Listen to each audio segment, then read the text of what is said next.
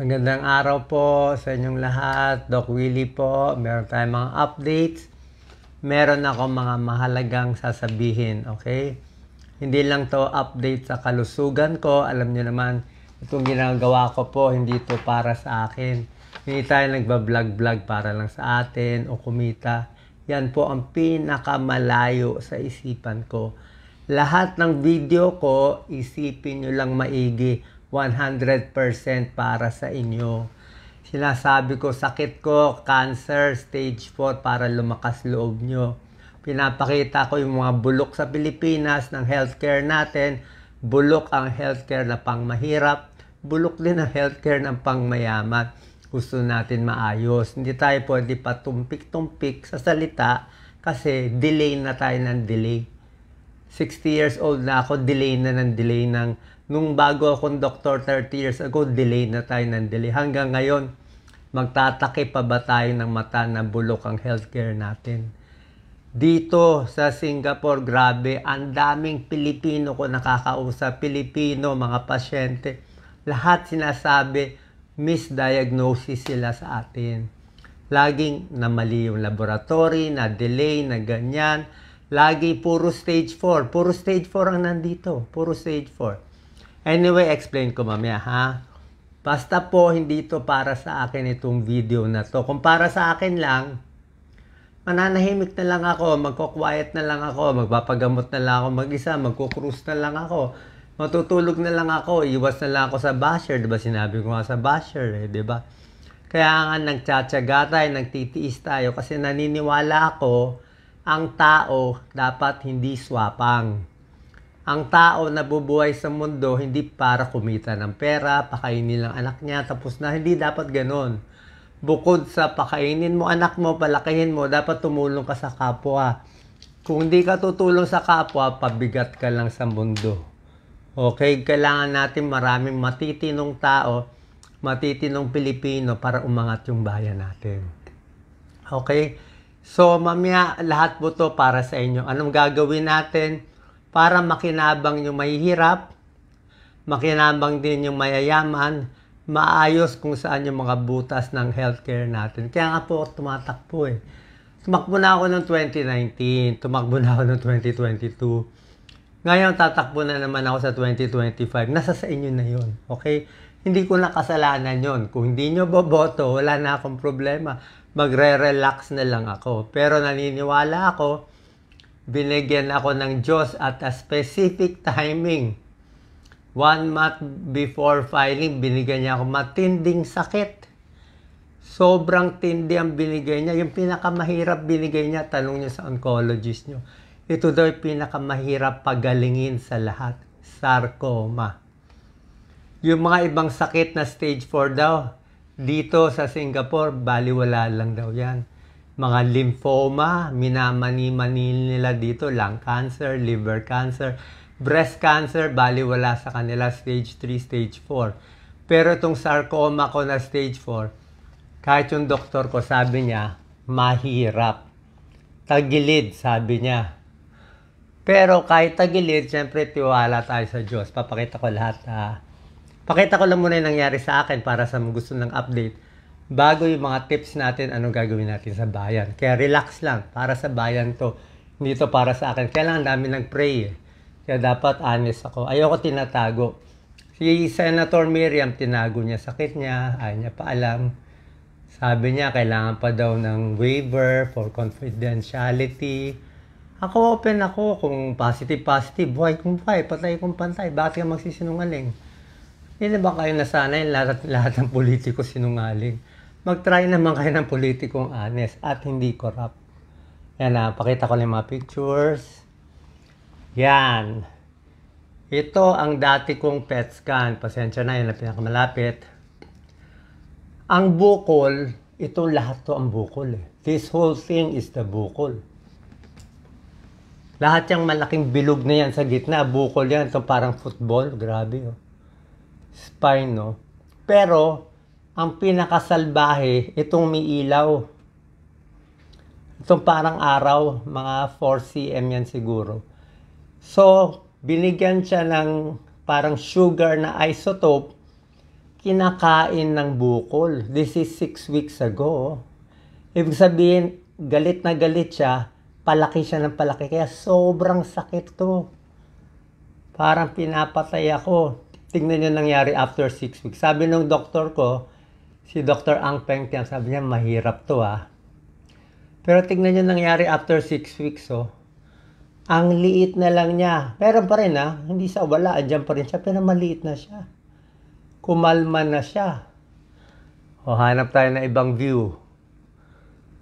Ito, PET scan view. Pwede nyo i-review to sa mga doctors. So, ito, another view, kita mo.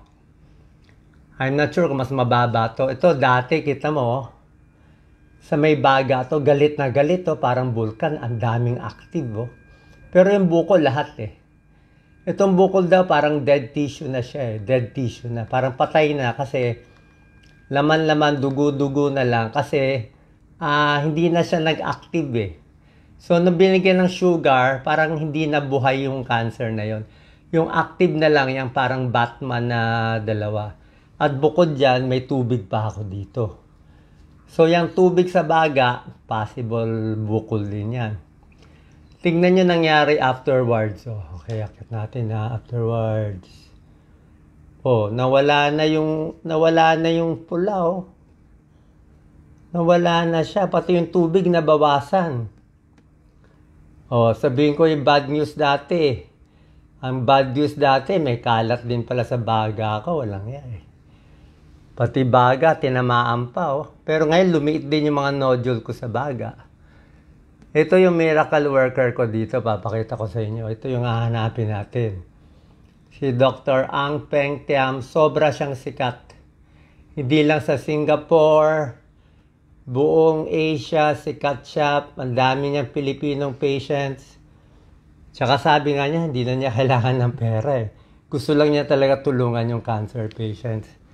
Iba rin yung mission niya. So, nung una, lagi niya sinasabi na ito yung mga side effect ng chemo. Side effect ng chemo. Nag-chemo pa ako kahapon. Kahapon is my third chemo, split into 3. Wala yung mga gamot sa atin So, ang side effect dumudugo to. May dugo dito. Nangingitim, susuka. Pag dumi ko rin, may dugo. Lahat ng mucosa. Kasi it kills the bad cells and the good cells Pero konting tiyaga. Hindi siya madali. Mahirap siya. Pero kinakaya natin kasi bukod sa chemo. Pero sabi ni Dr. Ang Peng Tiam, God loves you. Sabi niya, ngayon lang daw siya nakakita na sarcoma na ganoong kabait. Na biglang lumiit. Kaya sabi niya, mukhang hindi lang to gamot It's not just the medicine. Although yung binigay niyang medicine, wala sa atin. Sa atin, I think may doxorubicin, may cisplatin. Ewan ko lang kung may Avastin. Ewan ko lang kung may Neupogen tayo pang WBC. Pero meron pa siyang Neulastine na matindi. Tapos yung albumin ko, 6 na ganitong bote per week.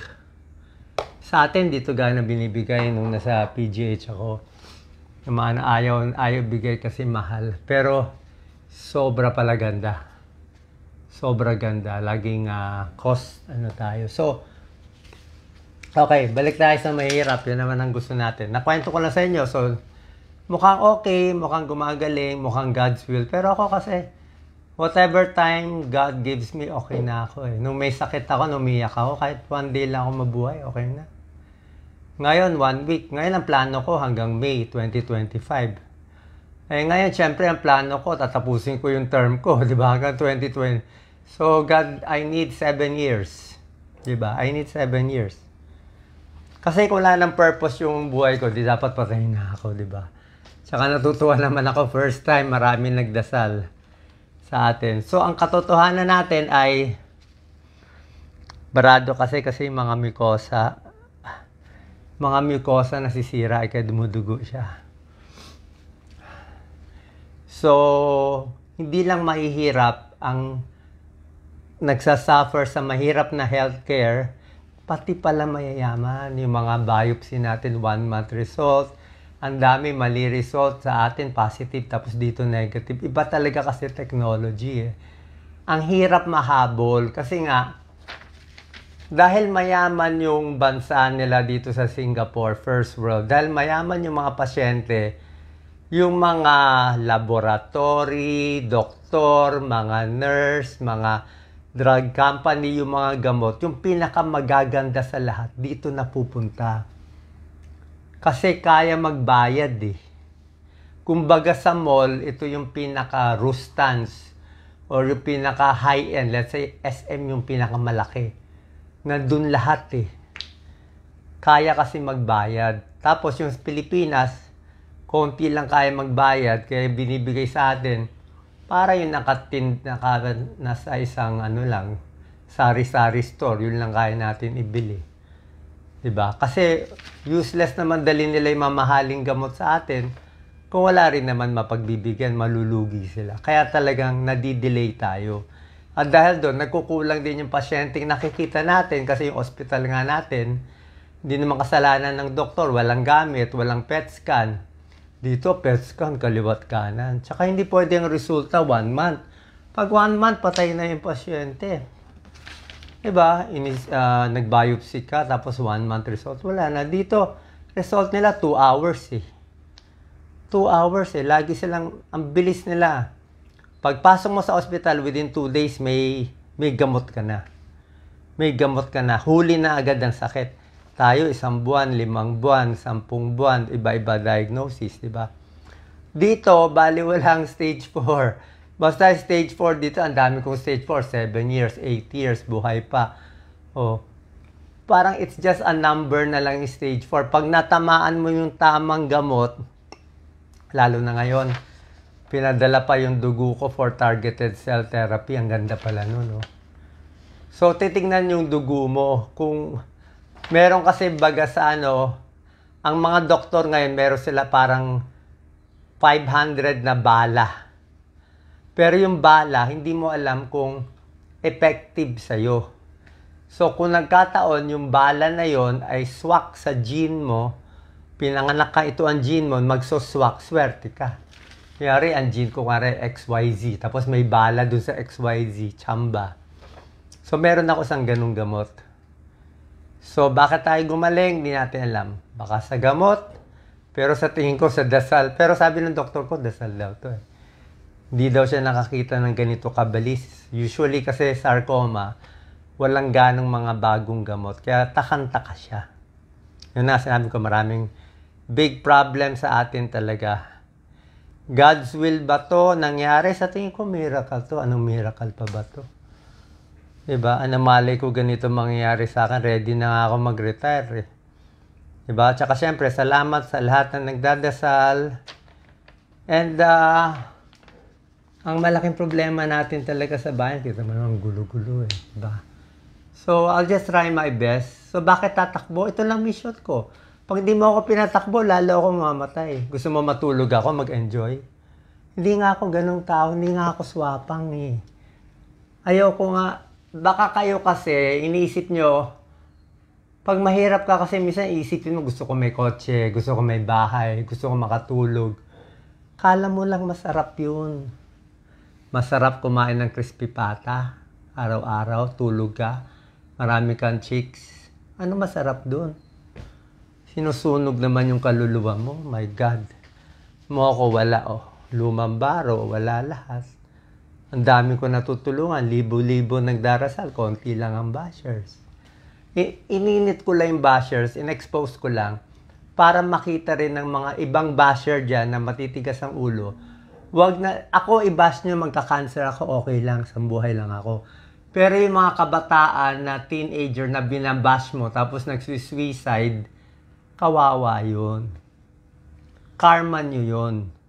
Pag yung iba binash mo na wala namang kasalanan, na kapwa mo high school, tapos nagpakamatay yung lalaki o yung babae, karma mo yun eh. Pagsisisihan mo yun sa, ay natin sabihin sa impyerno, pero pagsisisihan mo. Kaya huwag ka na nga mag-bash. Kaya sinabi ko, bashing, papahina yung immune system. Pwede magkaroon ng maraming sakit. Diba? Pero kung ako, okay ako. Okay? So, yun lang po. Kung ano lang dadalhin sa atin ng Diyos, kung tuloy-tuloy tayo sa good news, the good news. Pero syempre, maraming salamat. Iniisip ko nga kung paano natin gagawin to. Inaaral ko nga. Syempre, pagpapagaling ko, ipapanalo natin to. At ako talaga, ang kakaiba sa akin, sana maintindihan nyo, wala akong campaign funds. Zero. Hindi ako tumatanggap ng pera. Yun ang pinaka-honest sa lahat. Yun ang pinaka-lakad ni Jesus Christ. Kung tumatakbo si Jesus, yun ang style niya, hindi yan tatanggap ng campaign funds. Isipin nyo lang, hindi ko alam ba't hindi nyo maintindihan na ang isang kandidato na tumanggap ng 5 million, 10 million, 50 million, 100 million, imposible maging independent yun. Diba? Pwede sila tumanggap. Yun ang laro nila. Ang laro ko nga, wala eh. And kaya natin lumaban ng wala. Pag nanalo ako ng wala, di ang linis. Di kahit sinong mali, okay na. Pag ito nagkamali, hindi ko na kailangang ilista, kaibigan, kaaway, nagbigay ng pera. Hindi nagbigay, wag galawin. Wala nga eh. Drug company, wala. Lahat wala. Tao, wala. Kung meron kayo nakikita, fake news yun. Fake news, hindi sa akin. Kahit si Senator Idol Raffy Tulfo, ang dami niyang fake news. Diba? Sa Inquirer na fake na ginagamit na Inquirer site. Ano sabi ni Senator Raffy Tulfo? Hindi rin niya matanggal eh. Kasi DICT nga natin, pinagalitan na niya, walang capability eh.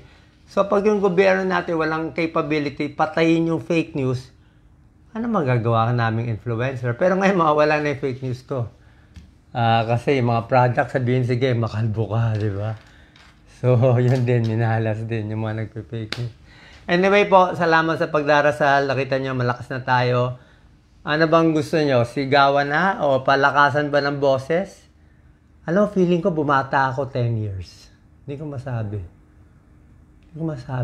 Ang linaw na ng isip ko ngayon. Ang linaw na. Kasi, dati mag-iisip ka pa ng 10 years eh. Ngayon wala eh. I'll do it now. Tama-tama, mali-mali. Naku, may nakita akong mali. Last clue, kita mo yung mga propeta. Yung mga prophet na pinapatay sa Bible, pinapagalitan nila yung king eh. Minsan pag nakita nila yung king, di ba, naglalakad na kahubad, di ba? May ganun na lahat ng tao, kala maganda yung pala na kahubad yung king. There's a parable like that eh. Kino-call out eh. Pero dapat sa tingin ko sa atin, makita natin sino tama, sino mali, sino matino, sino hindi matino, nasa sa inyo po. Okay, basta mahal na mahal ko kayo, nag-bash, kaibigan o hindi, tao tayo dito. Dito tayo pinanganak, ito purpose ko. Salamat sa prayers nyo. Yung piniray nyo sa akin, sana bumalik sa inyo 100 times more. Kung hindi ko mabalik sa buhay na to at namatay ako, promise ko, bago ako lumipad sa next stage, maglalaan ako ng maraming taon para tulungan ng mga tao sa Pilipinas at sa mundo. Amen.